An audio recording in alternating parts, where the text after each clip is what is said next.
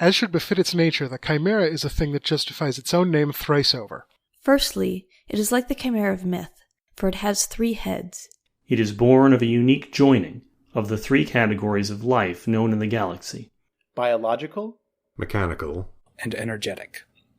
Secondly, it is like the biological chimera, because it is built of giant swaths of its 3 component parts that interconnect to form a single entity. But each stays fully distinct within its own borders, which themselves line up only to some strange genetic quirk of its creation, rather than to any human-identifiable division of purpose. The visual effect from the outside, of concentric spirals of greenish biochitin, steel plating, and luminescent energy, is unlike any other vessel in the galaxy. And thirdly, it is like the chimera of dream, for it is something that should not exist. A strange beast that no human logic can contain and to which no external system of organization seems to adhere. The secret of its creation is that there is no secret. For once having been made, no other could ever be made like it. The nature of its functioning and purpose drive the curious mad far before it gives up its secrets. More practically, the chimera is a spacefaring vessel, about 400 feet in length, with a surprisingly comfortable but oddly configured internal structure. And enough space for up to 7 humanoid-ish individuals to be reasonably accommodated. The individuals that crew it currently are as strange a collection as the ship itself. There's Dang, a rhinoceros man bodyguard with tentacles for arms and a metal jaw that serves as the voice his species are born without. Raleth, formerly a famed intergalactic lawyer and currently the pilot of the questionably sentient mech Moonin. Theron Melanthios, a sword-wielding, bipedal jaguar, exiled by his war-loving species for committing their most heinous crime, hearing the voice of the wrong god. Sidra, a financial AI in a vat-grown body, who has been stolen and traded, lost and found, and who is now free in the physical universe for the first time. And Molly Harrow, a human technophile and gadgeteer who sought the chimera when the ship was just a legend.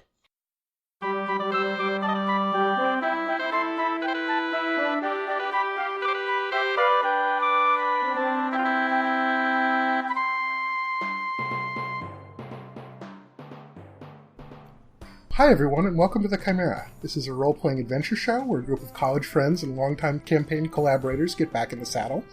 I'm Josh Hall-Bachner, and I'm the current game master for our group. Right now, our campaign is The Old Bones, where our cast is a multi-species group of misfits crewing a mysterious starship in the near-future superhero space opera universe. We're playing with a pre-release version of the StoryPath system, which is what will be powering Onyx Path's Trinity Continuum games when those come out soon, and which we've bent and folded to kind of cover the gaps until we have a full version of the system in our hands. Joining me here today, starting in alphabetical order, we have Braden. Hi, I'm Braden. And just each of us give our name and kind of the quick summary of who we're playing and the character name. Okay.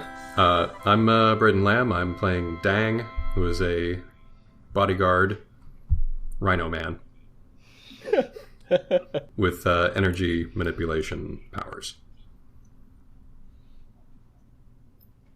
Jeff. Oh, I didn't realize Jay was next. Hi, I'm Jeffrey Bard. I am currently playing Raleth.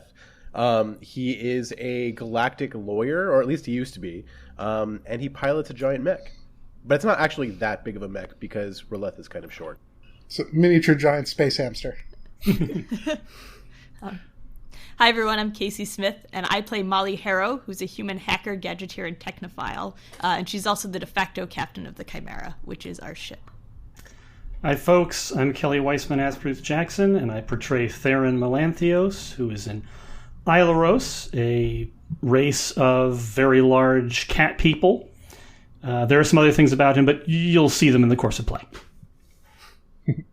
And I'm Vin LeBate, and I am playing Sidra, a living financial instrument. And cool. Yeah, I'm leaving it there. That's right. Drop the mic. So, you've been following up on something that came to your attention recently. The Uda Tuan, an artifact that Molly has had quite a bit of historical experience with in kind of the galactic literature about bioenergetic hybridization is something that's been missing, not known the location of for some time. And just recently, some of the chatter has started to suggest that not only has this thing, reemerged, but that in fact it's in the process of getting moved around, and that a sale of this to a new party is about to go down in the very near future. So you had followed through on this and wound up here at the Sixth Eyeball, a high-class galactic bar where you believe that some of this transaction is about to happen. And at the moment, you're staring at a group of 4 Klubthar thieves. So these are little froggy orange types, each kind of packing their own energy weapons and some rather ridiculously elaborate, like, feathered outfits.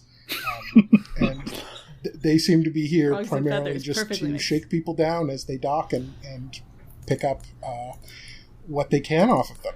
So we're looking at violent alien Liberaces. yes. The lead one here, you can tell that he's in the lead because he's a little bit taller and he's got kind of a weird red mark on his forehead that kind of suggests that he's the showiest of the group. Is up front, and he's kind of generally brandishing a generic laser gun type weapon in your direction, and suggesting that you obviously all the money that you have you should hand over immediately. Give me all your motes. How big are these guys? They're about 4 feet tall each. Okay. Wider than you'd get on a human being. I'm slightly confused as to this setting. Are they shaking us down like as we come off the ship, or is it in the bar? This is like at the docks? off the ship. Okay. So yeah, just kind of a sketchy, planetary landing dock area.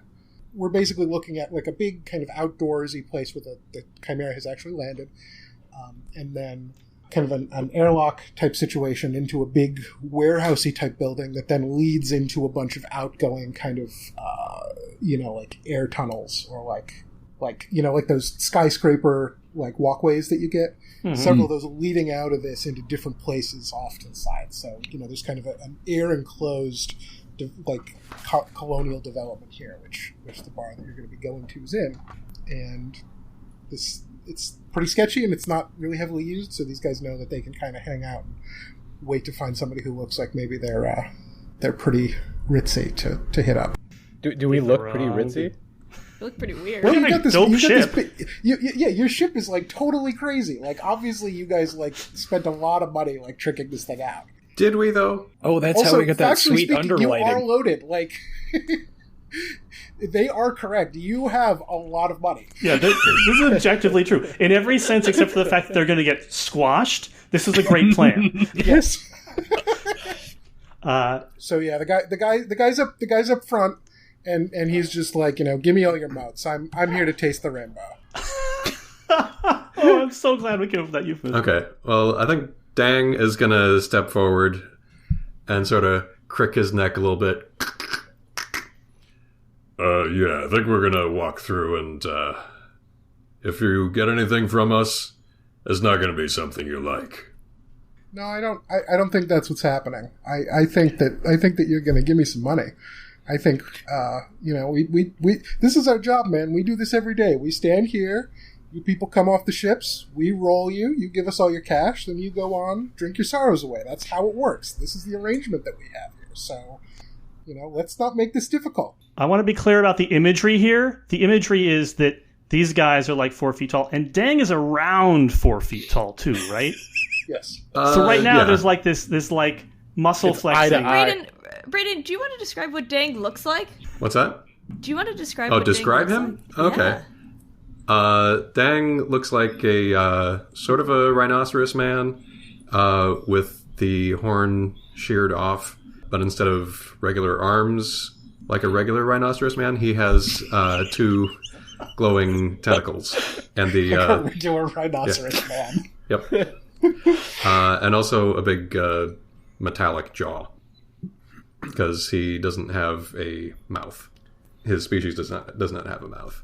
So this is aiding the speech that you're hearing.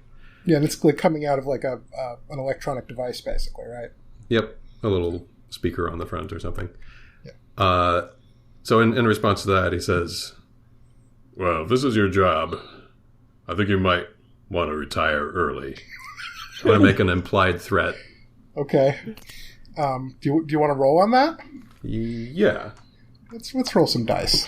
That's a thing that we can do. Nice. So I've got 5 for my persuasion. And then the intimidation specialty gives me a bonus success. Is that correct? Yes. Okay. As long as you roll at least 1. Okay. Here we go. And... Okay, I got a 0. I got a 7. And the rest are below that. So that's 3 plus the 1. So 4 successes. Okay. The 10 counts as 2 successes? Yep, 10's are doubled. All right. So, yeah, you give that guy the line.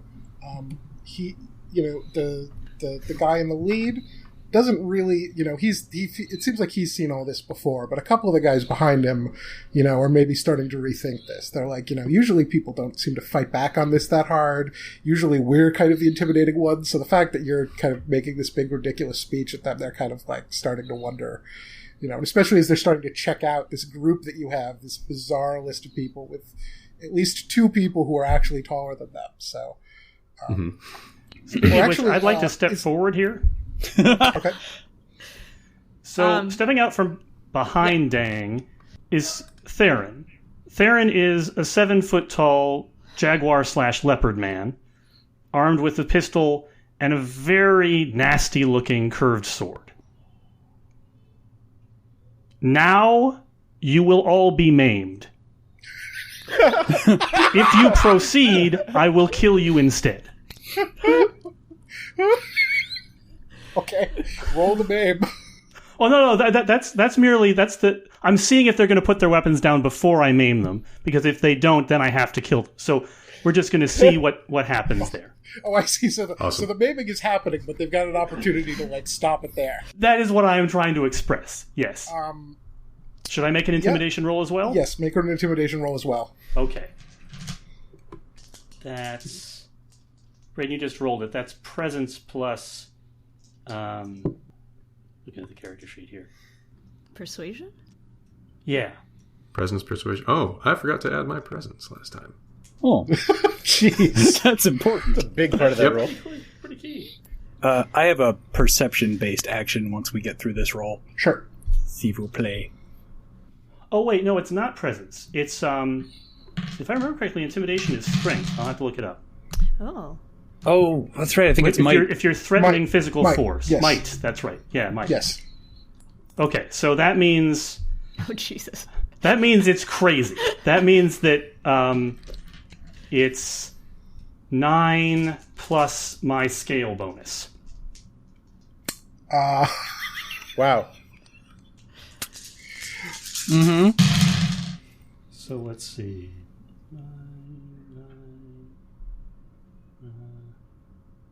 6 total, including the scale bonus. Yeah. Okay. So the guys in the back just drop the guns and hightail it out of there, and the guy in the front is kind of stuck standing there, knowing that on the one hand, since he's the boss, his instinct is enough that he doesn't immediately run, but then very shortly afterwards he realized that he is really fucked up. So he's just kind of staring up at you, and again. Most of the people here are pretty short, but you're at least twice as tall as him, right? So he's craning his neck up to try to look into your face, and he just and he's a frog type guy too, so he's got a really big throat. So you just see a big as he swallows, and he just kind of lets the gun dangle off of his fingers and drop to the ground. So as that, oh wait, no, go ahead, Vincent.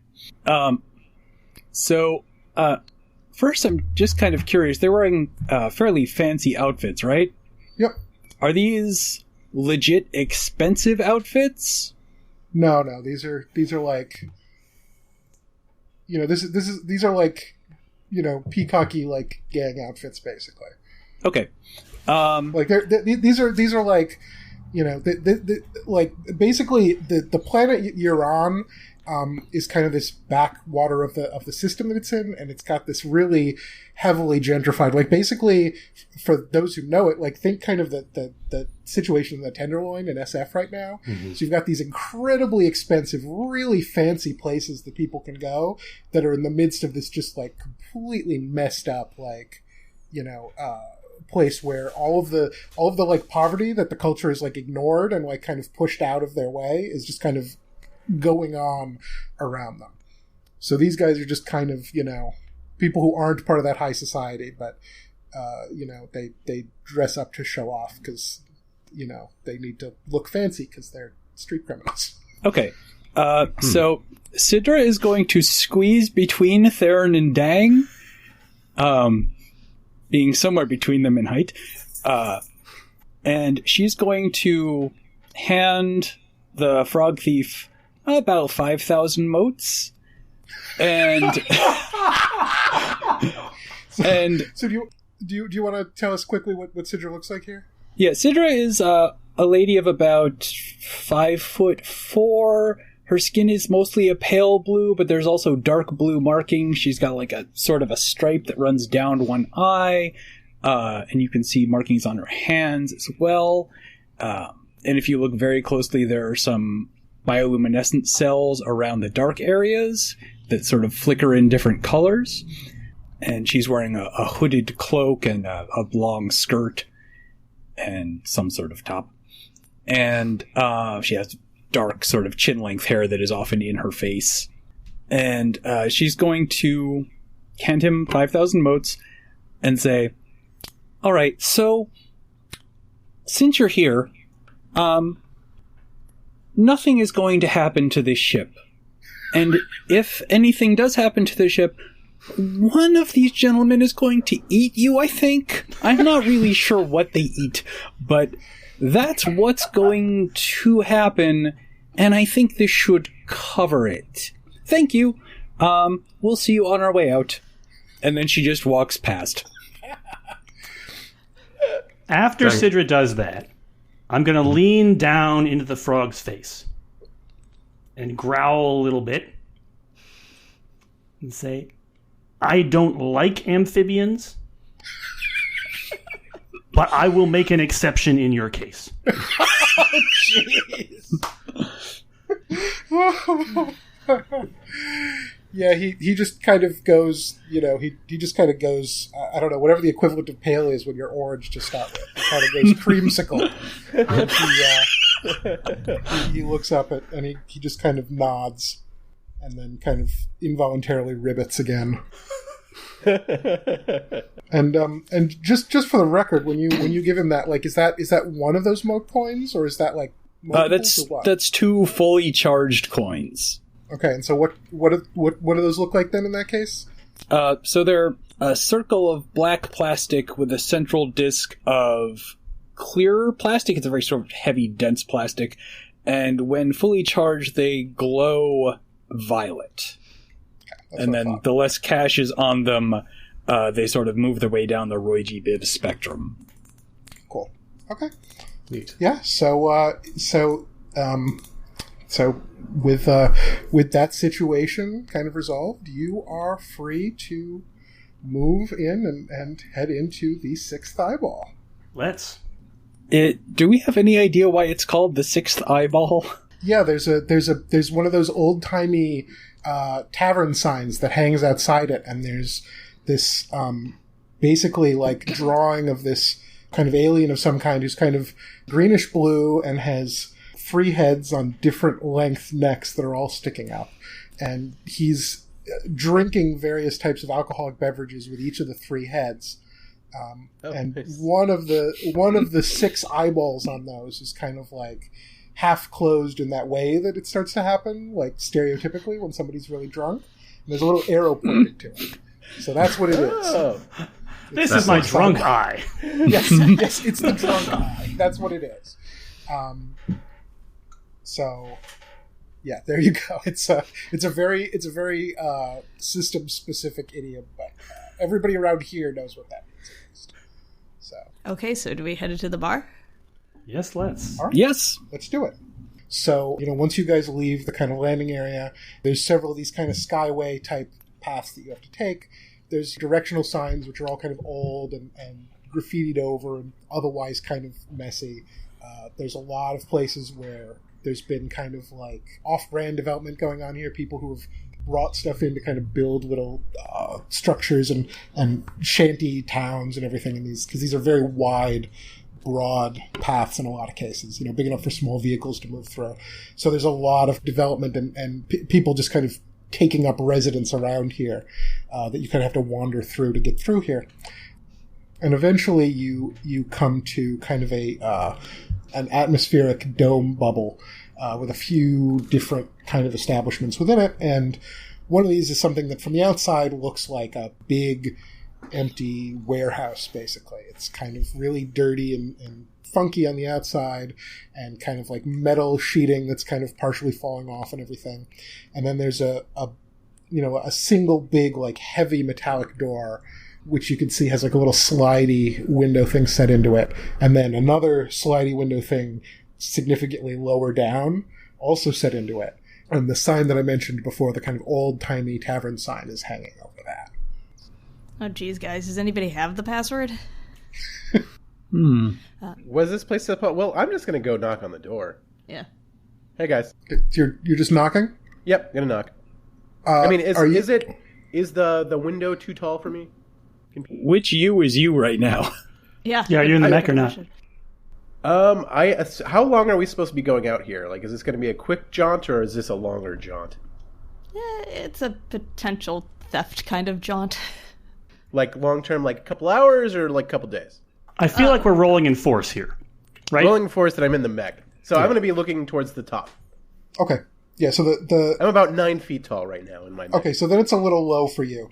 So he, it slides open and somebody kind of looks out and basically just sees like the center area of the mech, and you just kind of hear a voice say, back up a little. I crane my neck down, but I stay in the same place, and I try to look my eye through. Hey, what's going on in there? Hey, okay. We're some thirsty people. You guys know how this works. Give us a code. Anybody know the code here? Oh, I think I do. I hand him 5,000 motes. He's like, it's the universal password. And he kind of shuts the thing again and opens the door up. I like that the standard bribe for Sidra is twice as much as it's really easy to give somebody. Yes. Yeah. It's like it's 2 Benjamins. So he's not going to fight you on that. He opens up the door. It lets you into kind of a little entrance hallway, right? There's a couple aliens of various types who are kind of standing here and look almost like in kind of a bellhop-ish capacity. People in kind of these reddish uniforms who are clearly here to like check your coats or your unusually large weapons or anything like that. But there doesn't really seem to be any evidence that they're actively trying to prevent you from taking your normal sized weapons. Like it's not a behavioral standard thing. It's just a convenience thing. If you've got like 4 guns, maybe you don't want to take 2 of them. So they're kind of here. There's some like obviously fake potted plant type stuff to just kind of like dress this part up a little bit, because it's still clearly this kind of warehousey, like abandoned, junky kind of thing. And then there's a double door from there that leads into the bar proper. So if you guys go and kind of step through and open those up, it lets out into the inside of this bar. And the inside here is very different from everything that you've seen before. So this takes up almost the whole of the remaining part of the warehouse. It's this huge thing. And the decor is basically kind of like the drug trip version of like a Louis XIV, like Marseille, like kind of decoration. So everything, there's lots of elaborate filigree. There's like very detailed little designs and lots of drapery and chandeliers and all this kind of stuff. But for one thing, the color pattern is like garish, like bleeding into neon, and like completely inconsistent. So things are just weird colors everywhere. And it's not like, oh, all the walls are like this weird green shade. It's like this one's green, and then there's some like bluish stuff over here, and it looks like it was probably painted for something that sees in a visual spectrum that doesn't really line up with what any of you do, and didn't care how people who didn't see that particular spectrum looked at it. So like the house that Wayne Coyne of the Flaming Lips wishes he lived in. Yes, exactly. That is exactly what it's like. And similarly, a lot of this stuff is just kind of bent at slightly weird angles or otherwise kind of shaped in a way that just like, it doesn't make it not look fancy, but it does make it look really weird. You know, in the far back, there's kind of a circular kind of bar that stretches out and kind of ends in kind of like an oval, and so that you can walk all the way around it. There's a few people kind of tending bar inside that. Then the rest of the ground floor space here is just a combination of kind of open spaces with kind of standing bars that people can take their drinks to, and then seating tables just kind of spread all out. There's, you know, two big staircases that kind of wind up to a mezzanine level that's, you know, an open balcony basically that runs around the outside of the place on this higher level upstairs. You know, and you've come at, you know, a little bit of an off hour, so it's probably about half what you'd expect to see, you know, when it's at capacity at like a busy night. So there's a lot of people here, but spread out, quite a few areas that are empty as well. And there's some kind of like, you know, weird but like quiet electronic music playing from somewhere, just kind of like keep the vibe chill at the moment. So this sale that's supposed to be going down, do we know anything about either party? So what you know is that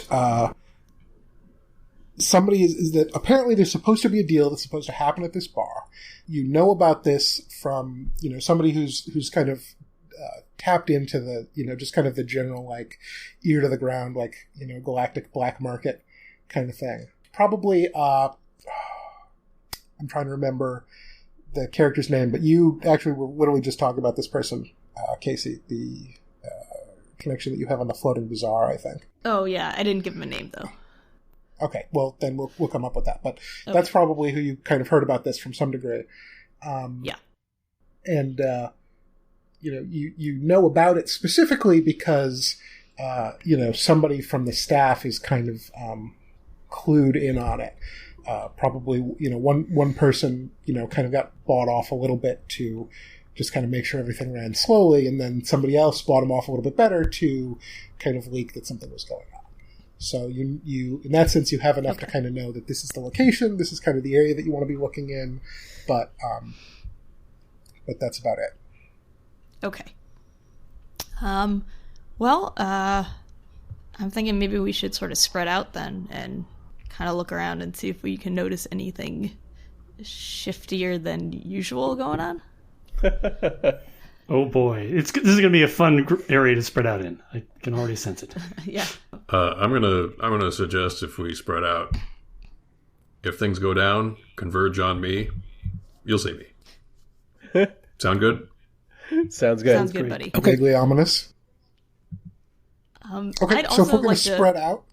Oh, yeah, I was going to say, I also just wanted to put on my goggles and just flick through the four spectra and see if anything looks less horrible in any of them as far as the color scheme. Yeah. Okay, so right. If we're all going to split up then, if you could each kind of give me just an idea of like what splitting up looks like to you, what kind of area or what kind of activity you want to do in the course of wandering around here, and what you want to look for, if anything. And I'll get to your visible spectrum thing when we get to you.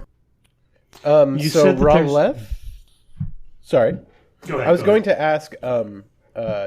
Do we know what time this deal is supposed to go down? Like, are we there at the right time, or is that part of the information we don't know either?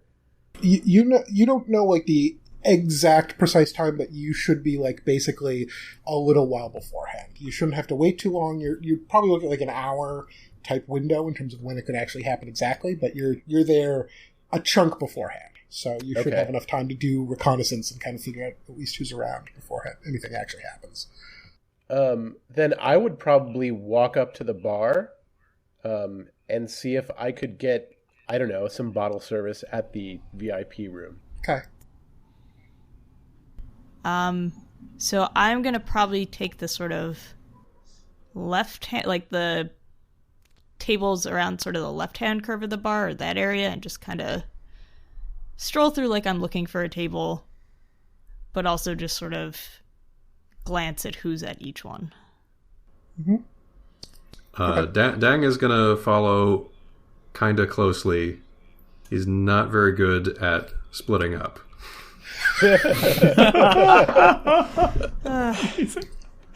Checks out.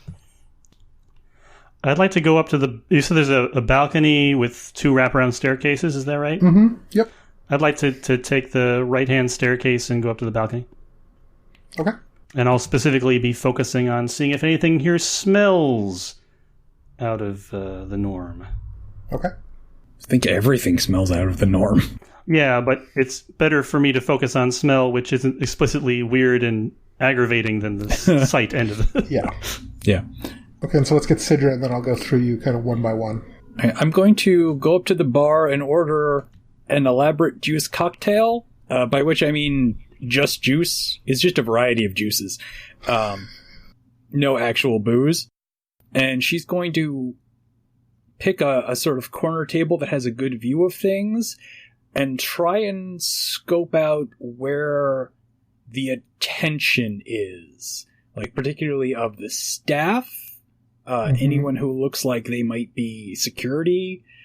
She wants to know what everyone is paying attention to. Okay.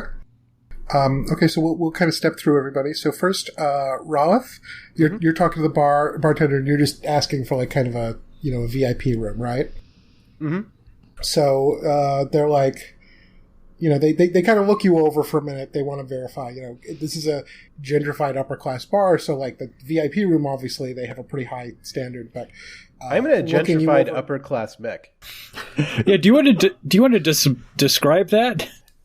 So the mech is kind of a pure white, pretty pristine metallic color.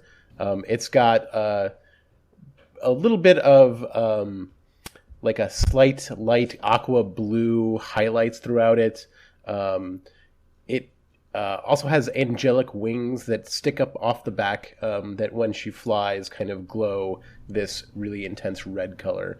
And when I say she, I mean that the mech is a she. She also has a rifle that is strapped to her back, along with lots of little pods that may hold lots of missiles. So given that, the bartender kind of looks you over with at least 2 of his 3 heads, and kind of determines that you're probably on the up and up. So he kind of signals to somebody who's off on the side. So another person in one of those kind of bellhop uniforms comes up, and you can kind of see at this point that like the bartenders and maybe some of the like more senior staff are all native to the Keepa system, which is where you are. So it's Keepans, and so they tend to all be like lined up with like the local people, but most of these bellhop types are various and sundry different, mostly smaller aliens from various and sundry places. So one of those comes over, and he kind of signals to you and leads you off and walks over to an area. There's kind of a door that he can kind of unlock and open it up, and then there's this like, if the main bar was gaudy, like this is like even on a whole nother level. It's black with like neon like spatters all over it, and then like little like weird strobes that are going at like different rates. Okay. But if anybody in the group actually finds this not that weird, it's probably you. Actually, it probably right. No. It's like I'm at home. Yeah. I'm just chilling. So he sets you up, and he's like, just wave if you need anything else. All right. I let him know. So is there any way to view the main floor from up here? Yeah. Also, am I upstairs? I'm picturing this as being like upstairs kind of overview of everything. What I'm thinking actually is that there's a door on the ground level, and then there's kind of a little miniature spiral staircase that takes you up to a smaller balcony. The wraparound balcony I talked about is it's a U shape, right? Uh-huh. So there's one other wall where that isn't there, and then there's probably various VIP rooms at a couple different elevations on that wall that let out into little tiny individual balconies, and then there's like a door that you can open or close. It's like a skybox. Yes, it is exactly like a skybox. So you can open up the curtain on that if you want and kind of look out. All right. Yeah, I definitely want to have it wide open, and just let everybody know that I'm up here and watching. A little part of the front of Moonin is the name of the mech, opens up so that it just shows my head. One of the arms goes down and grabs a bottle, pours a drink, and starts giving it to me as I'm standing there watching. Okay. Awesome. The goal here is also to be a little bit ostentatious so that people will come to me and be like, oh, he's a high roller. I need to talk to him. Yep. Oh, and now that we can see Raleth, what does he look like? So Raleth is he is an alien called of the race Olmast, or species Olmast. He's fairly short, about 3.5 feet tall. He's got a very long torso, very long arms. They kind of end in sort of like a Popeye sort of hand, where there's really big forearms and kind of little tiny graspy claws. His legs are short. Most of him is this long, skinny torso. His skin is very dark and rubbery. If you were to touch him, he would probably feel cold and clammy, and probably a little bit fake. And his face is kind of bird-like if a bird had no beak. Like, it's small. His eyes are kind of on the sides of his head a little bit. And he's got this mouth that just doesn't look right. It has no real like lip structure. It's more like bony and toothy and kind of unnervingly terrifying, like a lamprey. So that's Raleth. Okay. So definitely better looking with the mech on. Yes. Depending on who you ask. Yeah. Okay. So could I get you real quick to make some type of an Enigmas roll? A what roll? An Enigmas roll. An Enigmas roll. Yeah, absolutely. Yeah. Hang on, I'm looking for my character. My screen is too small. Yeah, I don't think I could do this without two monitors, honestly. So what do you think kind of role this would be? So my assumption here is you come up here, you're kind of looking over everything. So there's potentially some stuff that you could kind of figure out that's going on here if you can kind of put it together. So I see. Based on you kind of getting into this position to survey the whole place. All right, I'm taking a look at the kinds of roles. How about we do a cunning plus enigmas kind of role, where I'm just trying to kind of see what people are doing, what shady things. Mm-hmm. So that'll be a 7 dice for me. Mm-hmm. And is this traditional 7 and above? 7 above is a success. 0 is 2 successes. Okay, Ones so don't I subtract. have 7 and a 0, so that should be 3 successes. Mm-hmm. Okay. And yeah. Okay. Well, you are definitely going to notice something, and we're going to come back to you. Excellent. So who do we want to tackle next? I can do next. Okie doke. The first thing I want to do is try and sort out... Actually, I think I'm going to appraise the whole place. I'm going to look at what this place is worth, check its real estate records, figure out who owns it, and look for connections that way in anything that jumps out. Okie doke. Okay, give me a roll. Alright, that's... is that Reason Liberal Arts? That works. Alright.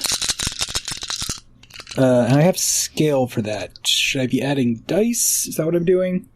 No, scale is 6 successes. Okay, oh, that's right. So... Oh, lost one. Alright, so... 1, 2... plus 6 for scale, I believe. Yeah, okay, that's pretty pretty thorough. That's amazing. I gotta give you some scale. Yeah, so appraisal wise, you kind of get the whole picture here. Like, this decor is actually legitimately expensive, but it's cheap expensive, like there's somebody who put a lot of money into doing this place up, but still wanted to kind of make it as cheap as possible for the level of kind of glitz and glamour that they wanted to achieve. It's not hard to trace down the ownership of the whole bar to kind of, a conglomerate concern from, a rich family on Keepa 2, who basically, bought this place as, a tax shelter / status symbol that they can stash off on a moon of a planet way down system. And, they don't really spend a lot of time here. They have people who have people who have people to run it. And they just cash the checks. In terms of the clientele, they seem to be pretty successful. This does actually seem to be a place that attracts a pretty wealthy crowd, although, as a typical gentrified type bar like this, there's a lot of aspirationally rich people here. So a lot of people who have cash on hand and maybe a good amount of cash flow, but not a lot of assets necessarily. And certainly a lot of people who do business in the sector who aren't from this system and are just kind of around for whatever business they're in, and just are kind of assholes who come and drink here because, it looks classy. So there's a lot of that. There are a few people here who are significantly more wealthy than anybody else. Okay? So I'm going to give you a couple of those. So the first one you notice is that there's kind of one table. Nobody's at this, actually. But it clearly has had a tab opened, paid in, whatever the closest equivalent of cash is, like, obviously with moats, they're all tied into the moat and everything, so nothing's like purely completely disconnected from this, but clearly somebody who knows what they're doing to kind of pay without immediately making their identity obvious to anybody like you who happens to be in the area, and just is looking around, right? Not that you can't get anything more, but just, like, obviously somebody who's got good OPSEC, like, monetary hygiene here, basically. So it's empty. There's a tab that's been opened. There's been a number of expensive but non-alcoholic drinks ordered there for a period of time, and nobody's sitting there right now. And clearly this is somebody who has access to a huge amount of money. So that's one thing. There is a second table that you spot. Now, how familiar would Sidra be with any kind of galactic, I don't know, culture or anything? As much as someone who spends a lot of time browsing the internet. Oh, okay. So then in this case, a lot. So, so you notice that one of these tables, there's kind of a little, there's a little circle of kind of humorless bodyguards around it, and there's two individuals sitting there who are done up in that particular kind of celebrity style where their clothes are like purposely like shabby, but they're like really expensive shabby, like really expensive like sweatpant kind of things, and hats that cover their faces. But since you have access to their finances, you can immediately tell that this is Essex Siri and Baroom Fall, who are kind of a galactic, basically musical duo. This is kind of like a hipster Sonny and Cher kind of thing. So they're a couple. They're from two different species. They've kind of come up together and they do these like crazy like musical duets, and like each of them comes from a species with kind of weird, unusual vocalizations. So they have the ability to kind of do this type of music that you couldn't really do unless you get two people from these two species together to do this. And they're like wildly popular. What are the names again? They've Essex Siri and Baroom Fall. They've been around for a really long time. They've had this huge amount of success and everything. And kind of the tabloid picture here is that there's some trouble in paradise, and that certainly seems accurate to you based on basically the way that these two are sitting at this table, clearly not talking to each other. And then there's one other table of note, and again, I will get back to you on this. Okay, so who are we going to tackle next here? I guess me and Dang. who are just actually walking around walking past the tables in the least obvious, or the least the most obvious manner, as far as people spying on everybody else. Okay. Yeah. I'm also gonna do I'd like to make like an analysis roll to find out, like to just kind of get the lay of the land to see who are obvious threats, who might be watching us, what are the exits, and things like that. Okay, give me a roll for that. Okay. While I look up something that I'm going to go into here. So analysis 3 and cunning. Does that sound right? Yeah, that sounds good. Okay. So that's 6 dice.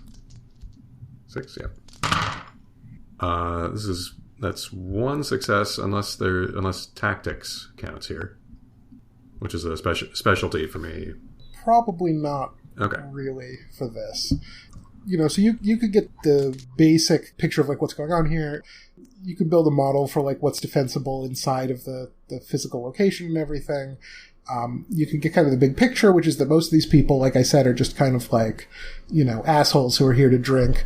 But there's clearly a small amount of criminal activity that goes on here. It certainly lines up with the idea that this is a place that somebody would come to do a sketchy deal within a certain kind of area.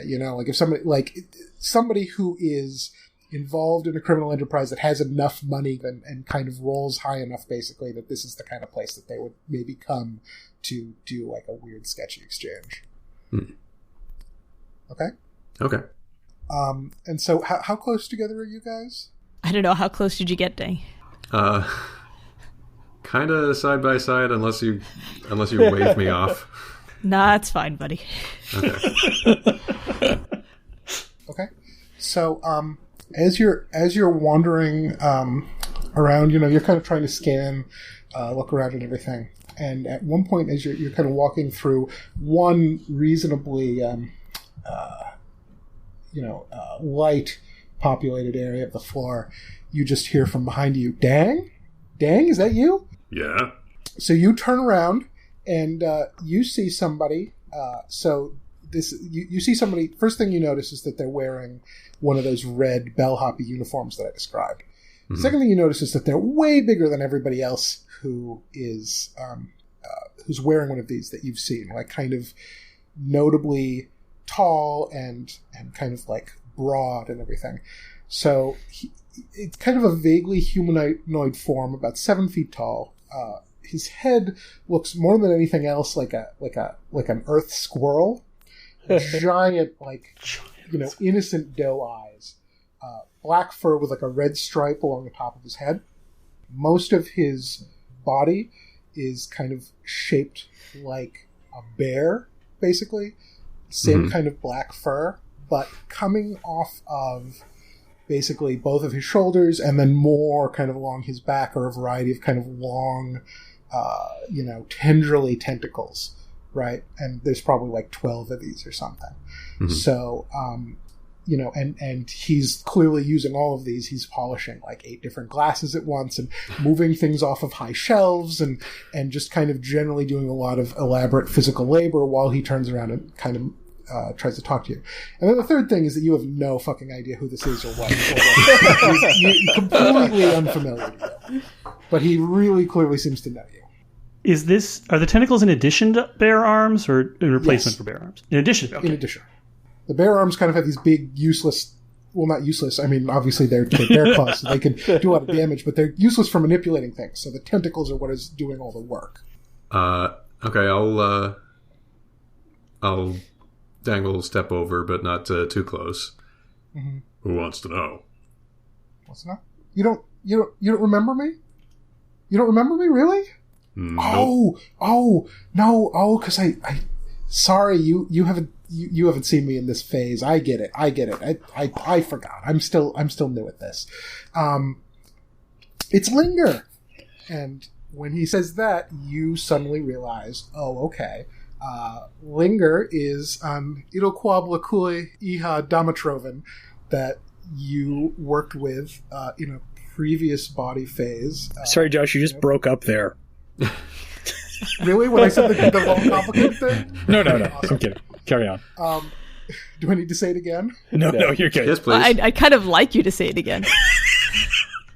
Iroquois Blahulika Damatrovan. So you basically worked like the equivalent of like a dockside gig with this guy before in one of his previous forms, where he was basically like kind of a squat monkey type with like big arms and like 12 eyes. But as the species, they have 47 distinct like biological phases that all are extremely different in appearance and size and all these other things. So having seen him before, you wouldn't really particularly have recognized him in this form, obviously. And basically you kind of work beside him here. He was always kind of like overly enthusiastic, and his actual name is something even longer than the species name that I'm not going to try to say here, but people called him Linger, and that would that wasn't necessarily the most flattering nickname. Mm-hmm. Oh, Linger. The extra arms suit you.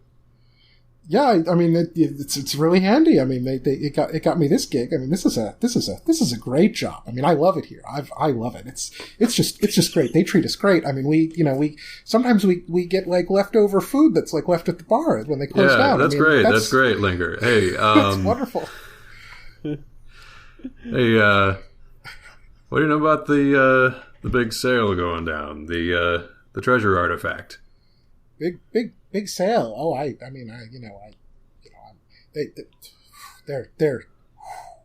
they're very clear. They don't want us to get into the business of the customers, especially if they told me maybe to not get too involved with the business of the customers because maybe they don't like it so much if somebody starts talking to them about their special business and then yeah, but Linger, I get the feeling that maybe you did. Well, I mean, okay, but don't tell anybody. I mean, because I really like this job. I don't want to lose this job. I like this job a lot. I really, really like having this job. Okay, so don't tell anybody. Hey, Linger, what about that thing that I asked you?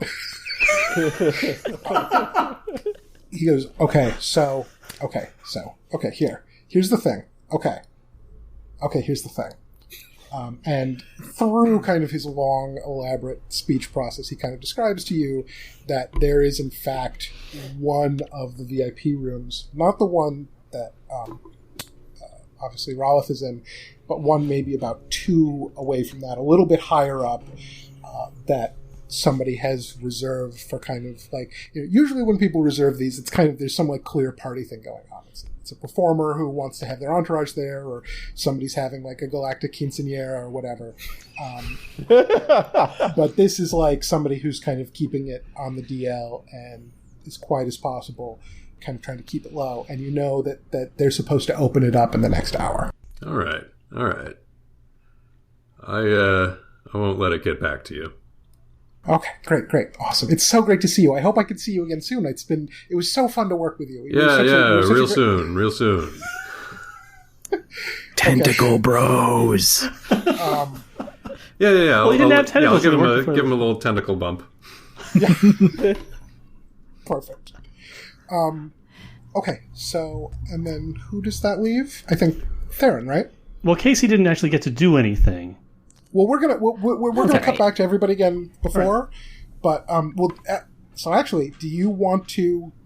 Because you see, Dang is talking to this guy. Do you want to get involved in that conversation at all, or do you want to kind of studiously ignore this guy? It's really either way is fine.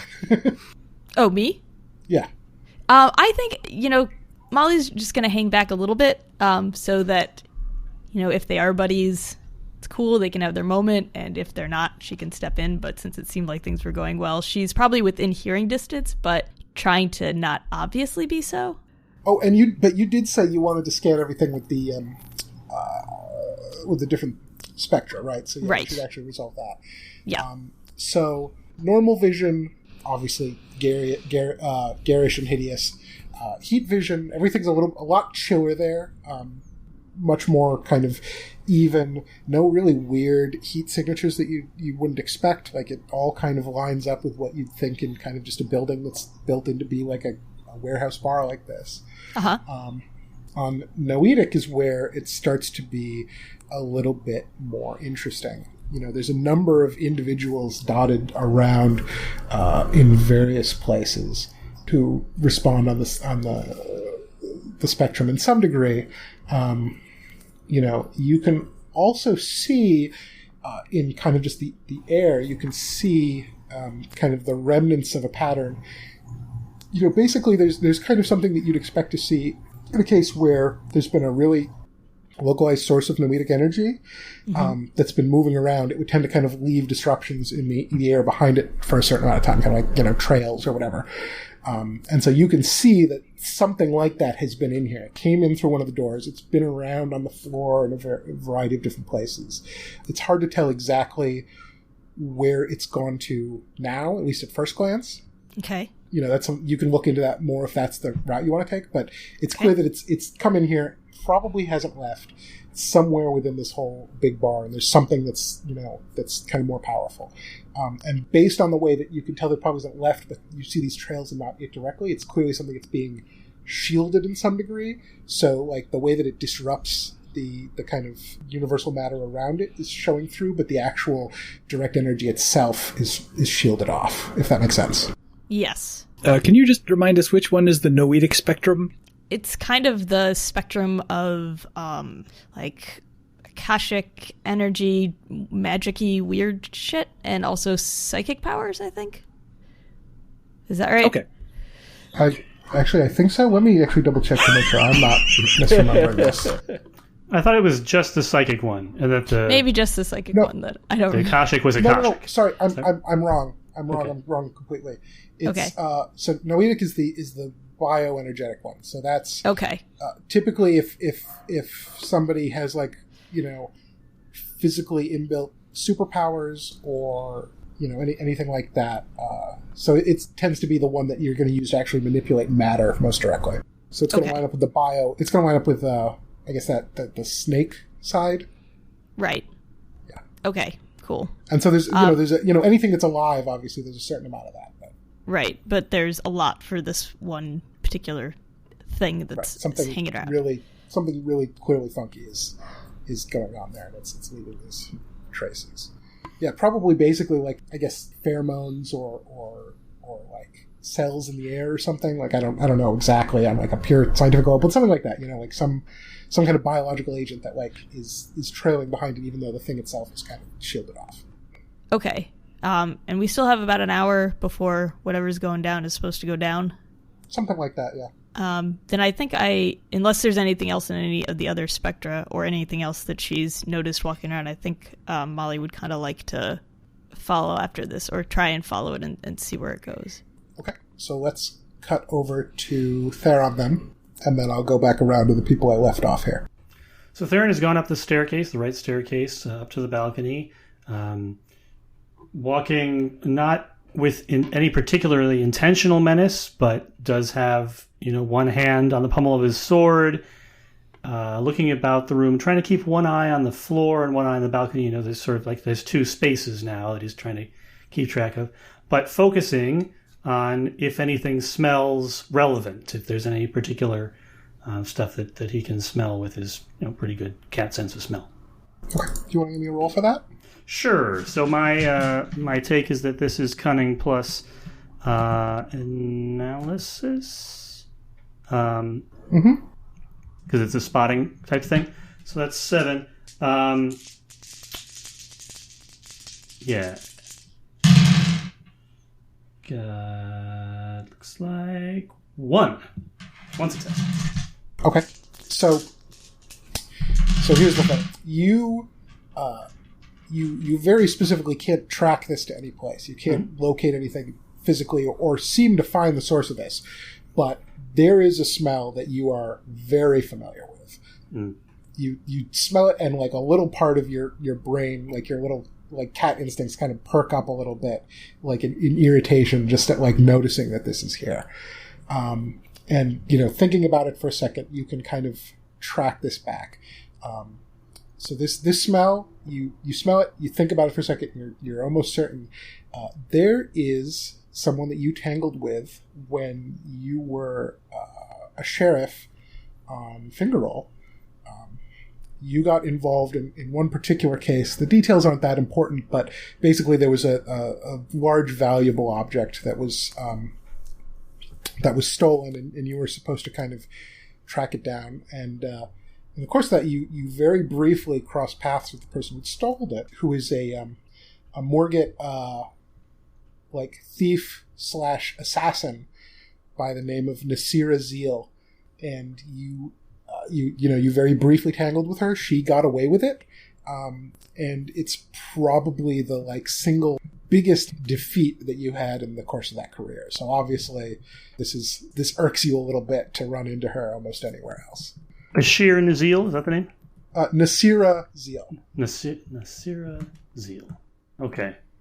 I don't think anybody is particularly watching Theron, but if they do, his spots start to move in irritation. Nice. So I definitely want to try and find her, but I assume we're going to go back around now. Mm-hmm. Yep. So who did we start with? It was Raleth. Okay. So there's just nobody in there with you, right? Right. I'm not closing the door. I'm not trying to be super private. Random people can walk in and I probably would start talking to them. But other than that, I'm just posted at the window looking down on everything. Okay. So you scanning around, you spot something that is definitely familiar and definitely alarms you a little bit to discover that. So I'm actually going to send you a message here with the initial kind of pitch on this. Okay. And I'll let you decide if you want to share this immediately with anybody or react based on what I just sent you, and then we'll get into it more audibly in a second when it comes out. Sounds good. We don't have comms or anything, right? I mean, we want to share information. We got to talk to each other. We could potentially have them. That could have been something. We certainly hadn't thought of it before now. You have a gadgeteer as the captain, so yeah.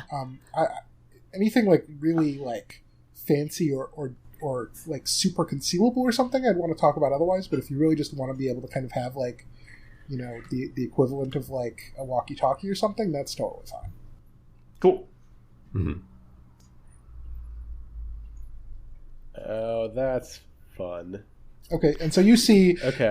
You recognize basically, you recognize some outfits that make it clear that this is what's going on here. You can't tell the scope of it, but it's you immediately are like, oh boy. Okay, these guys. Now, where are they posted at right now? Are they on the floor? The ones you see, there's about 3 guys up on one of the balconies sitting around a table, and they all each of them just has like a cigarette or something, basically. Okay. Clearly kind of killing time, but not drinking because they know that they might have to, do something. Are they one of the VIP balconies or just the regular upstairs? Regular upstairs balcony. Okay. Kind of in the direction that Theron is headed towards? Yes. Not to where he's been to already. Okay. And did we decide we don't have comms? We do. We do. We do have comms. Okay, good. Hey, guys. Yeah. Mm-hmm. Yes. I don't want to alarm anyone, but it looks like Extreme Sanction is here. And that's not good news for us. Do any of us know what that means? Probably not. Is that a band? No. They're kind of in my line of business, I guess you would say. They're pretty good, and they're pretty expensive. I'm guessing you don't mean lawyers. Yeah, lawyers. Okay, wait, so I was actually wrong. Sidra would know about them. Oh, Sidra would know about them. So if you want, I can kind of give you the pitch there. Sidra's probably never dealt with these guys directly, but they are close enough in your bailiwick that you'd be familiar with them. Whereas Raleth has on more than one occasion actually tangled with them. So the excess or extreme sanction I quote here, an all-purpose, questionable purposes firm that works around the galaxy. Rather than practice pure law, the excess provide a constellation of related services of great use to the galaxy's less savory figures. Mercenary services, recovery work, high-stakes financial manipulation, galactic bail bonding, etc. The whole firm is of a significant size, but there's a few different specific individuals who tend to run the different subsections of it, who are kind of the prominent faces of this, but then they just have this army of like small bore mercenaries and like legal interns and so on and so forth that do all of this shit for them. The specific people that Rolith is noticing here is there's a group of 3 of these what you would know as Borgid splicers. These are kind of human-ish height, kind of lupine aliens, so definitely kind of like a wolfish head, shape, but basically with fur that is kind of like what you'd get at like a high-end, hipster dye job. So like, like some sea punk and like, wavy reds and oranges and that kind of thing. And it's completely different color schemes for each of them, but consistent. It's like one will be red with orange and pink and stuff or whatever. And they're all cyborgized in, different unique ways. So sometimes they have like, replacement arms or like or like cyborg eyes or something like that. And so there's 3 of these, they're sitting at the table. And the way that you can really tell is that they're all wearing the uniform of the XS, which is basically this kind of studded black leather with these like ridiculous pointy shoulders. Like basically you're looking at something that kind of swoops up and then is like perfectly flat on the top and like sticks out like 6 inches past where the actual shoulders would be. That's perfect. I love it. And they have basically kind of spot color. So there's like these on each arm there's these asymmetrical like bands of like red and yellow, and then there's kind of a little triangular red and yellow logo that like sits on the breast. So they're kind of overly flashy. I mean, obviously these are people who like, are the equivalent of late night advertisers, but for like theft and murder and stuff. So they have to have this over elaborate brand. It's Jim the Hammer Shapiro. Yes, exactly. And so they're just kind of chilling out at the table there.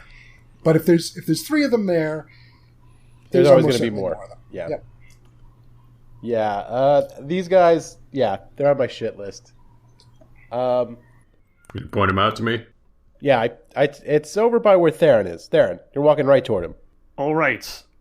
I'll see what they smell like, and be on the lookout for a very dangerous Morgit. Morgit? Yeah, Morgit. It's a species of hamster people. Right? Chinchilla people. Chinchilla people. Excuse me, chinchilla. Oh, okay, yeah. Okay, got The it. floofy ones. The floofy ones. So extremely dangerous one of them. Okay. I personally am not going to do anything else up here. I'm just going to keep an eye on those XS guys and see if I can find any other ones or where they might be hiding.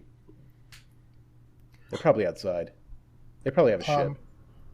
I'll also tell everybody which balcony the sail is going to go down in, or which was it a VIP room? Yeah, it's one of the VIP rooms. Yeah. Okay, and so to cut to one other thing really here, quick. So the last individual that Sidra is able to spot here. And again, this is somebody that it shows up and you realize that you have some familiarity with this. This one is a little bit more personal, and in this case, you're not the only person in the group who has familiarity with this. You don't see the person in question, but you do manage to spot basically his open tab and kind of ID him. So you see that at again. A table that seems to be open at the moment, but that somebody has clearly left very recently and will probably be coming back to. But there's an open tab for one Captain Di Edward. This is this guy. He's another human, and he's the captain of a ship called the Martixa, which you are familiar with primarily because they are the people who actually stole you from the first people that you were sold off to after you were liberated from the treasury. Well, that's interesting. So they had a bit of they had their hands on you, not necessarily a full awareness of what you were or why, but you've definitely had some experience there, and they were involved in the situation where you would have met up with several of the other people for the first time when Molly and Dang were recovering the chimera. So this is definitely an individual that sets off some warning bells for several of you. This bar is the worst. I kind of like it. I mean, this is what happens, right? You guys all have these like unseemly histories with people who have potentially related kind of interests in the same weird, sketchy things that you're interested in. So, like, when you start to hear these things on the underground channels, like, it turns out that there's actually a lot of different people who hear the same things that are in one way or another kind of involved in what's going on. It's a small galaxy. Yep. But okay, so Theron is moving towards the guys from the XS. I want to roll back and finish up the one other kind of like active investigation thing that was going on there. So if we could get a roll from Molly on trying to track down this energy source. Okay, so I'm thinking could we do like reason and enigmas or analysis or... Yeah. Well, I okay. think that's analysis. All right. And she also has a science trick called Nerd that basically lets you apply your science rank to anything that's sort of investigative or seeking out information. Mm-hmm. So it would end up being science, analysis, and reason. Okie doke. Okay, so that's a lot. All right. Okay, so I've got 1, 2, 3. Looks like 4 successes. So describe to me like what the process you're using to try to track this down is. So I think she's looking at the trails that have been left behind, and she's kind of analyzing the pattern that she can see, and also just so a little bit of like predictive, like, well, if this is swooping from this way and this is swooping from that way, then that means that it came from here, which means it's most likely going to be heading here. So if I follow this way, I should get an increased trail. And then also like just from like past experience of sort of following noetic trails, a little bit of just this is the pattern that they tend to take if they're following a large living being.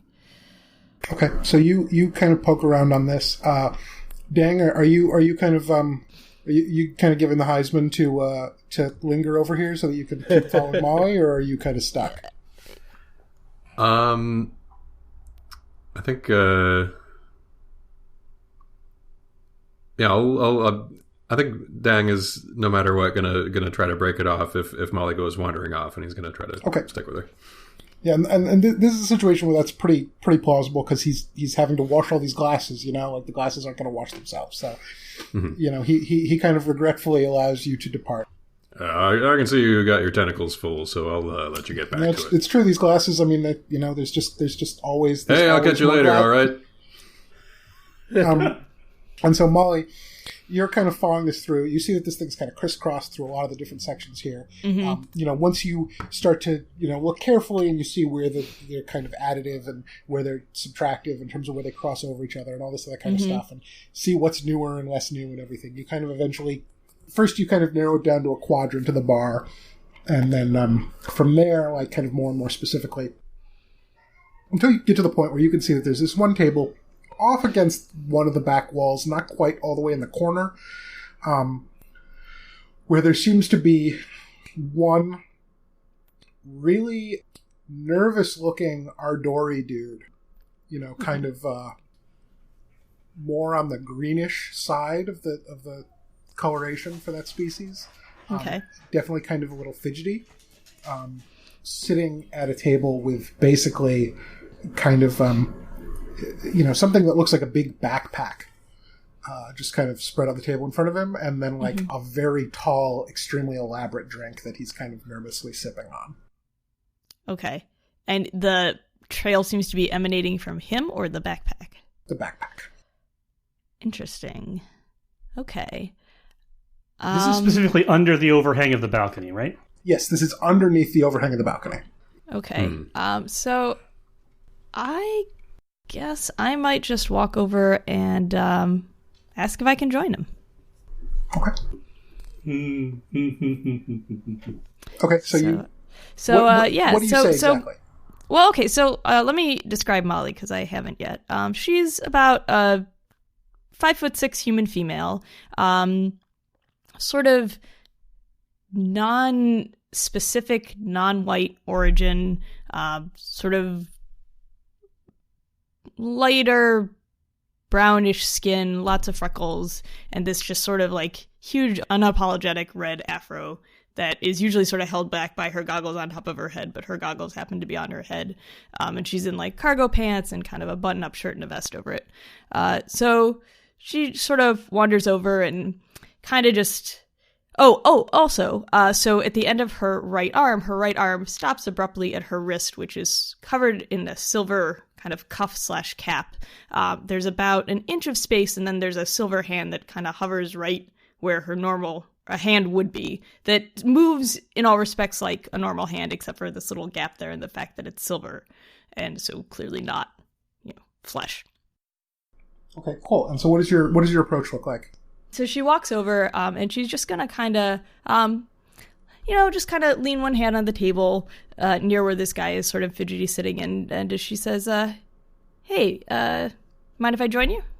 Okay, and what kind of what kind of impression are you trying to give here? In terms of what it means when you say if does he mind if you join him? Potentially. Fiscal or romantic interest. Fiscal or romantic. So interest of an yeah. Okay. He kind of stops and he kind of looks you up and down a little suspiciously. Kind of looks at your outfit very closely. It's like, you're not the Viscount. Well, did you expect that he would come completely by himself? Okay, you raise a good point, but this isn't supposed to happen yet. We're out in the public here. You're supposed to kind of points up really quickly, and then I'm here. Everything's going to happen as planned. You don't need to worry. Everything's fine. All right, man. I'll play it gestures cool. broadly. Just enjoy your drink. Okay. All right, so she's going to kind of drift off and back to Dang. And I think she's going to gesture for them to kind of head up to where the meet's supposed to happen. Mm-hmm. Okay, so you guys are heading up there to kind of wait. Yeah, I think so. Okay. Hey, what? I'm going to ask Sidra, too. Hey, Sidra, can you check and just see if there's anybody with Viscount, either as part of their name or part of their title, that's been here recently or planning to come here soon? Any kind of tabs, anything like that? Is that how you say it? I think so. Viscount, yes, definitely. Damn it.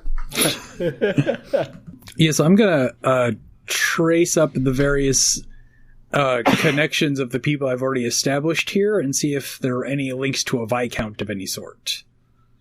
Mm-hmm. And I'm adding the excess to this search. I'm definitely looking up who's been paying them, since they're probably not here for free.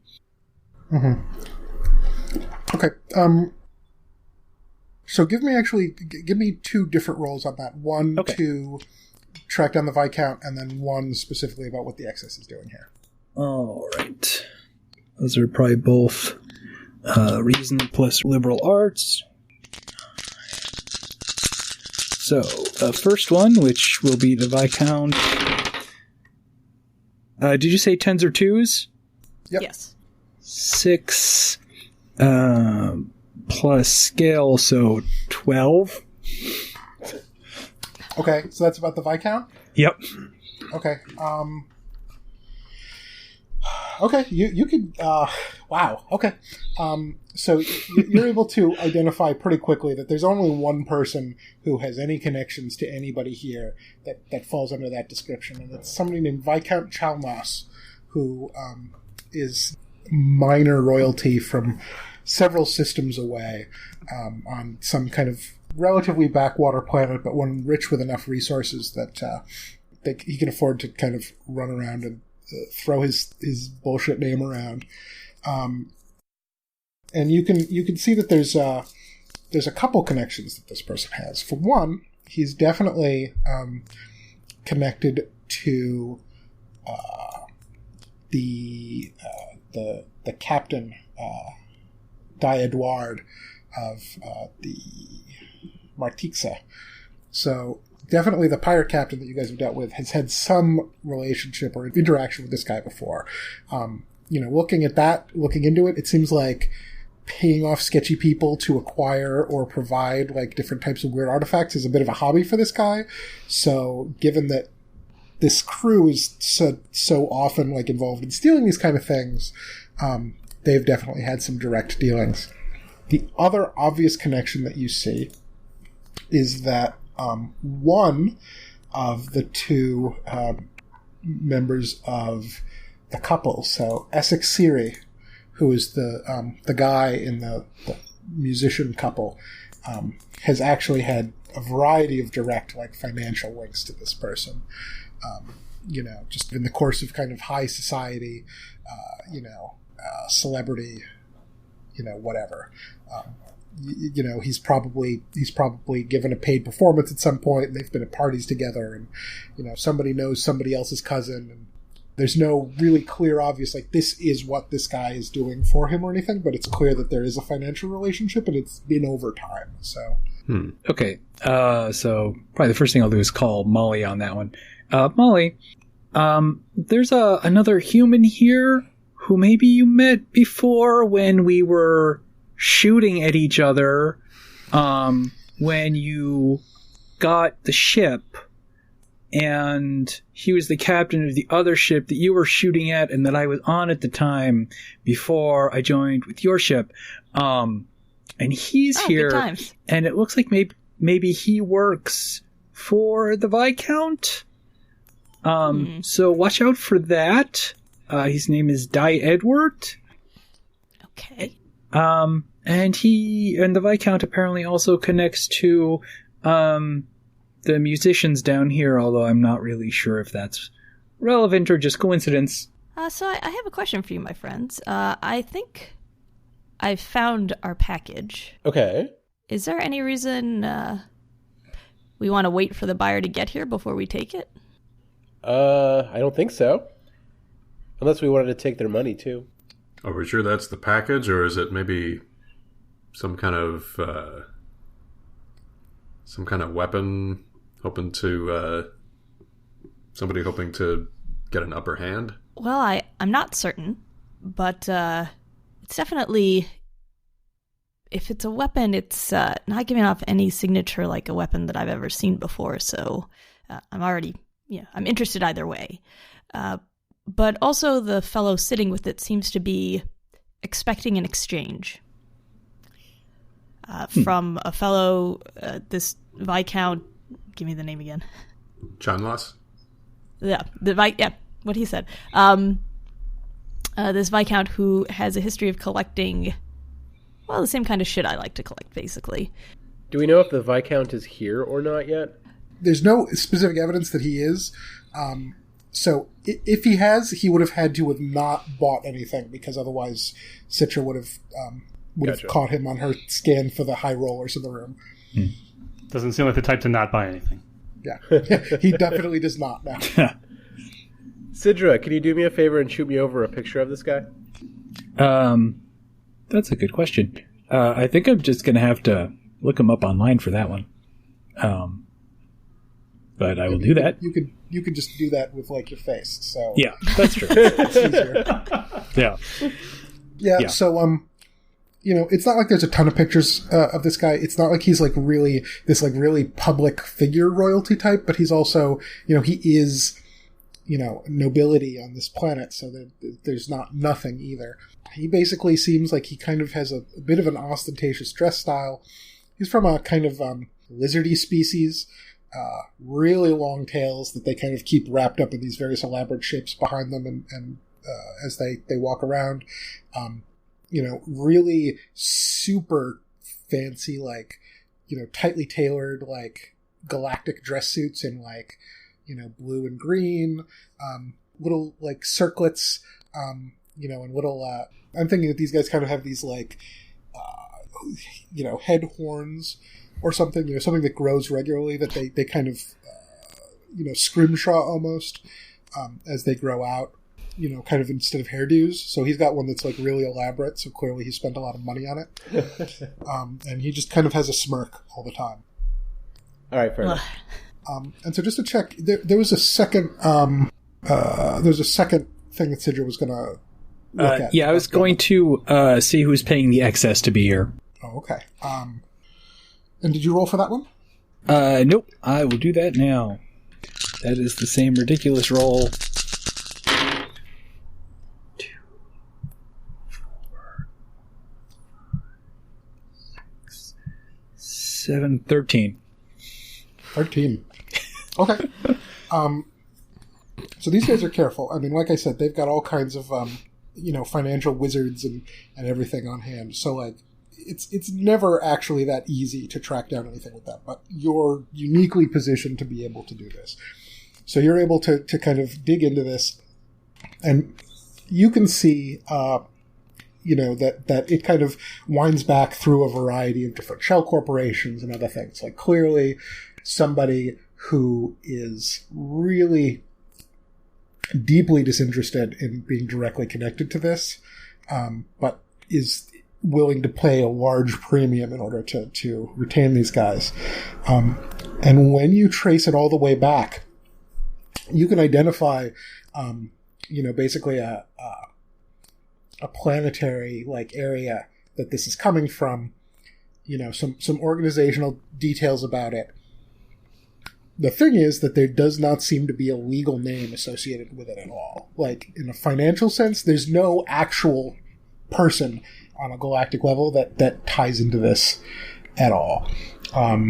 You basically just get kind of a pure legal entity that is like called like Galactic Collections LLC. Usually when you do this kind of thing, most of the time if people like have these corporations or whatever, there's kind of obvious connections, even if you have to dig for them. There's places where people took out or put in money, or there's places where, somebody had to go and file paperwork under their own name or something. In this particular case, it doesn't seem to be that. There seems to be kind of this like self-contained legal entity that has a lot of money. You can tell that it's like loaded, and that is kind of paying this stuff out without an obvious connection to it. An alive person driving it. Okay. How recent was that payment? Very recent. I am going to try to rescind it. Okay. I'm just going to go, since they're using a line of shell corporations, just rescind it partway through that line so that it bounces and it doesn't immediately look like it's been pulled out by someone else. It looks like it went back the way it came. Okay. So that's a larceny roll. So that's 8. But before we resolve this, so Dang and Molly are going up to wait in the transaction location. Theron is up on the balcony near where the excess guys are. and Rolith is in the other VIP room. Correct. Yep. So I rolled a 3 plus scale, so 9. Mm-hmm. Okay.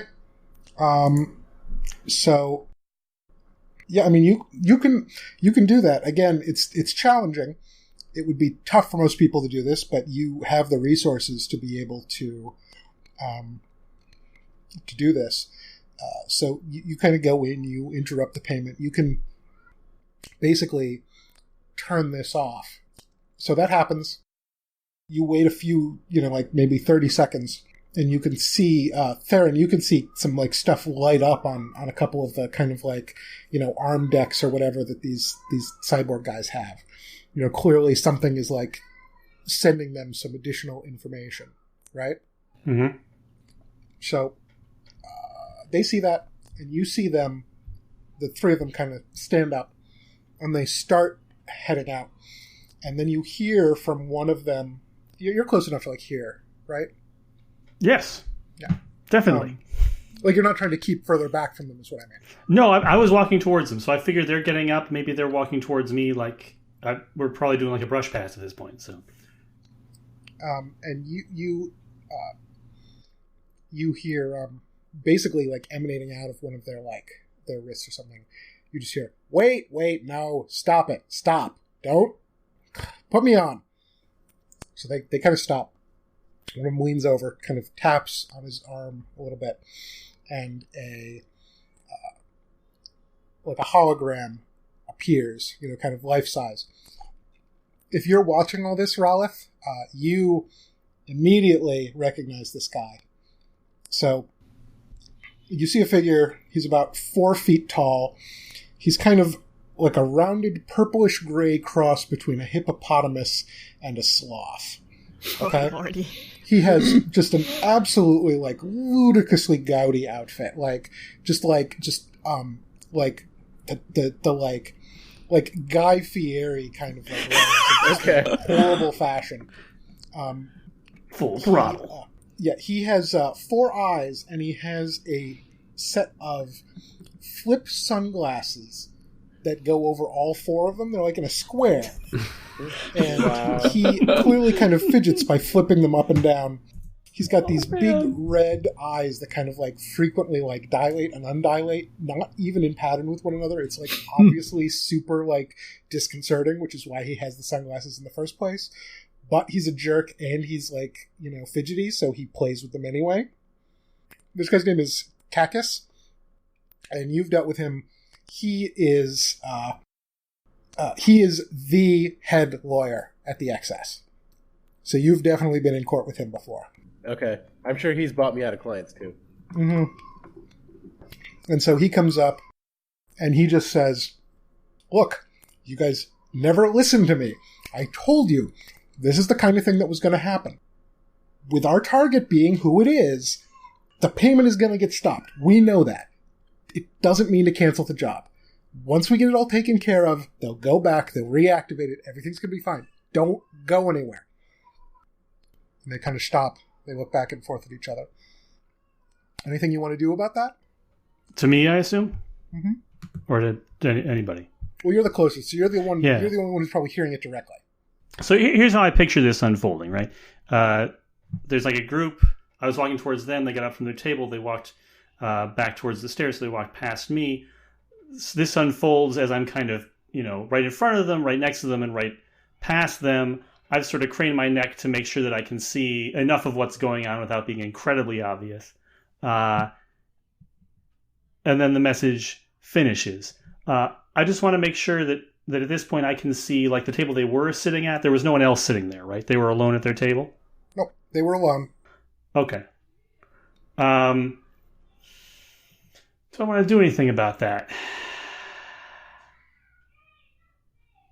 I'm not sure that I do want to make a move right here because it's 3-on-1, and as far as I know, they don't care about me yet. What I think that I do think is that it sounds like they're after Sidra, so I probably want to move to be closer to Sidra. So I'm going to keep walking and go down the other flight of stairs, back down towards the main level in the bar where Sidra is right now. And Sidra, you can 100% tell that that's the case after this series of events, because you definitely stopped the payment. It stopped, and they clearly have like a fallback plan, basically expecting that to happen. And when that happens, it kicks in. So literally the only reason anybody would do that is specifically if they're there to try to repo you. Repo Sidra. Yep. Oh, that's uncomfortable. As I'm heading down the stairs, I want to say into the whatever talkie system we have, once I'm sort of not right next to people who are obviously out to get us. It looks to me like they're here for Sidra. If we know where this item is, we should take it and we should leave. Nervous looking guy, I'm going to describe his description. The backpack that's sitting on the table. That's our target. Okay. All right, everybody, places. I'm going to make my way to that guy, and I am going to stalk him. Okay. Which means that despite the fact that I am a 7-foot-tall cat man in an outlandishly garish Last Days of Rome type techno club, I'm going to move very stealthily and completely quietly. And Theron's spots, when he's stalking, move relative to his speed and direction so that it appears as though they aren't moving, but he is. Okie doke. And you're just trying to close distance with him? I'm going to try to go wide as I possibly. I know his. You said the table was back, not quite in a corner, but close to a corner. I want to go as wide around him as possible. If he's angled any particular, if he's favoring one direction, go the direction he's not favoring. So that I can appear as nonchalant as possible to get behind him. Okay. Do you want me to roll, or do you want me to... Yeah, give me a roll. Sure. So that's... stealth is... agility... Look up the roll here. I assume it's agility plus finesse. Checks out for me. And I have... a skill trick in... I have a specialty in stealth. So that seems relevant. Wait a second. Meanwhile, I'm going to... If he's the target, I'm going to saunter over toward him. Not right up to him, but in his vision, so that he's focused on me. Okay, cool. So... Forgive me, maybe I should have read agility more carefully. Agility says that stealth is one of the specialties. So, yeah. So here we've hit a slight problem with the documents we have. There are explicit roles under agility for a couple of different things, but nothing that's specifically for stealth. But stealth is listed as one of its specialties, which is why I took so much in it and why I took a specialty in stealth. So my pitch is that it should be finesse plus agility. Does that sound right? That sounds right to me. Okay. So that's 10.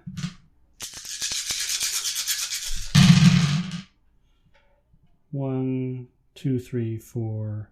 Plus a specialty is 5. Okay. This guy's nervous, but that kind of hurts rather than helps his ability to actually correctly secure himself against problems, and you're very stealthy, so he is not really aware that you're kind of trying to sneak up behind him. Okay, so I'm going to get so close to him that I could be helping him with his putting practice if we were playing golf, right? Like just really right up by the guy. And I'm not going to let him hear me or breathe on him until I'm right there. And with my left hand, I'm placing the butt of my plasma pistol right at the base of his neck, like right where the neck meets the back of his body. He has a sort of a humanoid body. He's an Ardori, yeah, so he's pretty human-shaped. Yeah, he's very human-shaped, yeah. And so my gun's right there. The muzzle is right in his right ear, and the right arm is reaching past him onto the table. And just say, Stay completely still. It's not necessary that you die today, but it's a definite possibility. Just hold still. I'm taking this bag. You're not going to see me. You're going to get to leave here completely unharmed as long as you don't move. This guy is not even remotely interested in trying to argue with you about this.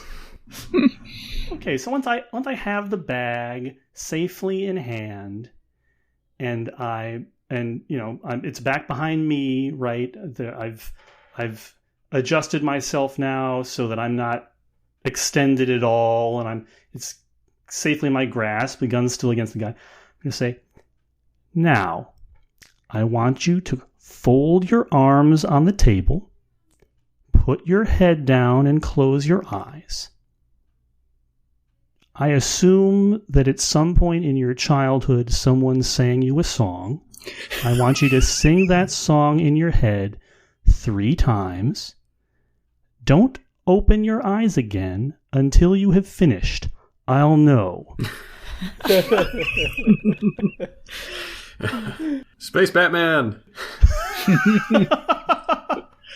7-foot-tall space Catman. Mm-hmm. Assuming that he follows my instructions, I will not kill him. Okay.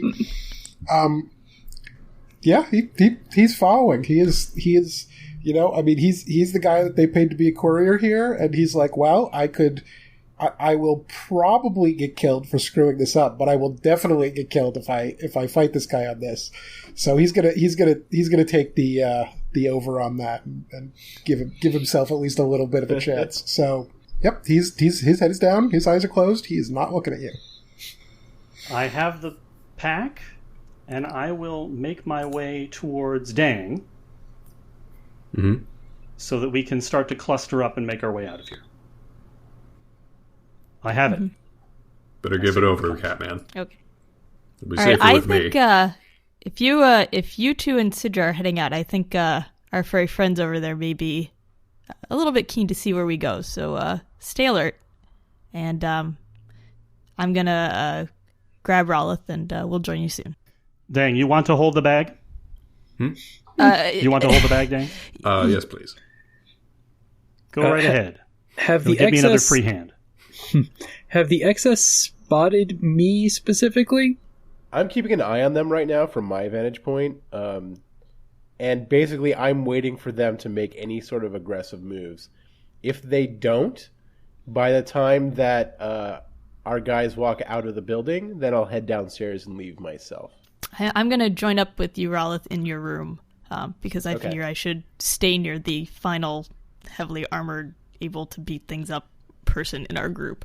No, absolutely. Just to check, so Molly is going up to the room? They're already, because she was already up there, right? Or on her way up there. Well, she was up in the other room. They don't connect, right? They don't connect, but it's easy. But they're close, yeah. If you want to. Yeah. You can just go down and then go back up. It's pretty easy. Okay, so just let me locate where everybody is. So you're going up to the VIP room that Rolith rented out. Rolith is in. Where are Dang and Theron? So I just met up with Dang somewhere about the middle of the club, and we are now going towards the bar to where Sidra is. Okay. So the 3 of you will be in one place at the bar, and the other 2 of you will be up in the room looking down over what's going on from the VIP. Right. We're doing Overwatch right now. Okay. Did we establish if the XS have actually seen me? We have not. We've not established that. Have they? How do you want to figure that out? Can I see them? You cannot directly see them from the spot that you're at. So they don't, the ones from the table that we saw earlier, they don't have line of sight to where you are standing. Did they go back to the table? Did they post back up at their table? Yeah, they went back. They didn't sit back down, but they went back to where they were to kind of stay stationed there. Gotcha. Once they got the no, don't cancel. In that case, I think I'm just going to meet up with the guys when they come downstairs. Okay, so you guys are all at the bar. play out like whatever conversation you have when you all get to one place real quick. I know that they expected their finance stream to be cut off. So I think we all agree that they're probably here for you, Sidra. That seems like a likelihood, particularly based on where their finance stream came from. Better stick with me then. I think we should leave, and I think that we should all leave. If you want to join us at the bar, or we'll meet you by the entrance to your room. I think the way that it's going to go down is as you start walking towards that door, they're going to do something. I want to make sure you guys are covered and are able to get out before that happens. I'm really twitchy right now. Have I noted, or has anyone noted, any other exits than the door we came in through? Nope, this place is a huge fire hazard. Man.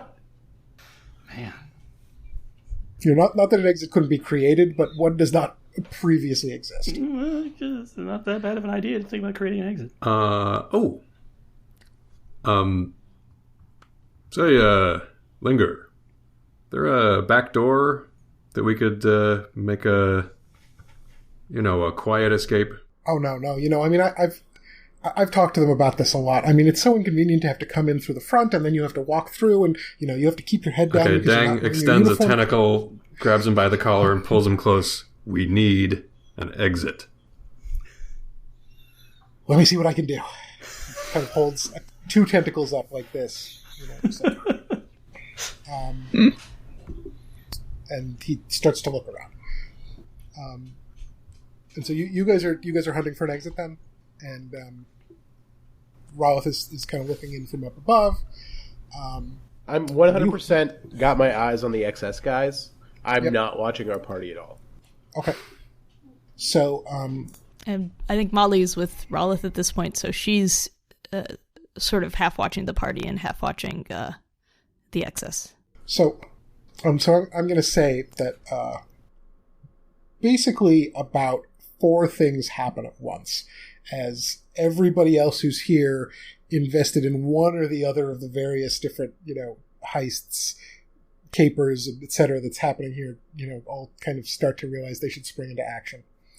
So number 1, the front door bursts open. Not like exploded, but like kicked really violently. 3 more of the splicers, the Technicolor werewolf guys, come in. Technicolor werewolf. And behind them is somebody else that Rolith would recognize. His name is Bluckster. He's about 9 feet tall, kind of like a, sort of like a rhino centaur almost. Brownish gray skin, tall, huge, muscular, 4 big legs, and a tail for balance. 4 giant muscular arms, each of which is holding a gun that's bigger than a person. Very sour expression on his face. When you say rhino centaur, you mean like a rhino wemmick, right? Like he's a rhino head? Yes. Yes. So he bursts in. He points one of these ginormous guns at those of you at the far back by the bar. Doesn't say anything. Lets his action speak for itself. And how many more Technicolor werewolves? 3. So 3 upstairs, 3 with him. One of the other sides, somebody comes, one of the doors to one of the other VIP rooms opens up. The figure of Dyadward, who several of you have seen before, pokes his head out, kind of looks back and makes a gesture and says, "Come on out," to the people who are behind him, presumably members of his crew. On the, in a far back corner, like the corner that the courier was near, just anybody who is aware enough to catch this, so probably only Theron would be my guess, but basically something skitters very quietly through what seem like, basically ductwork in the walls. What? That's terrifying. Mm-hmm. And then, finally, this isn't anything that you see happen before or like around you. This is something, Sidra, I assume you're kind of like running as much as you can in the background on any of these things. And the other table, the other empty table that you found that you had been looking at, with the beverages and the no obvious thing, you've been kind of running at that. And at this point, you can kind of finally verify after checking out in as many ways as possible.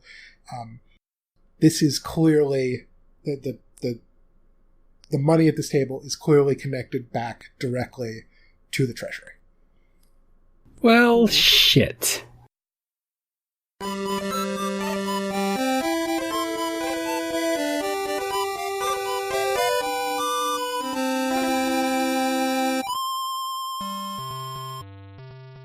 That's it this week for The Chimera. You can reach us online at thechimera.space, on Twitter or Facebook at ChimeraPod, or by emailing itsthechimera@gmail.com. Please rate and review us on iTunes and Stitcher. New episodes appear periodically on I don't even know what day yet, but someday we'll know. Thanks for listening, everybody. Thanks, everybody. See you next time. Hooray! Yay!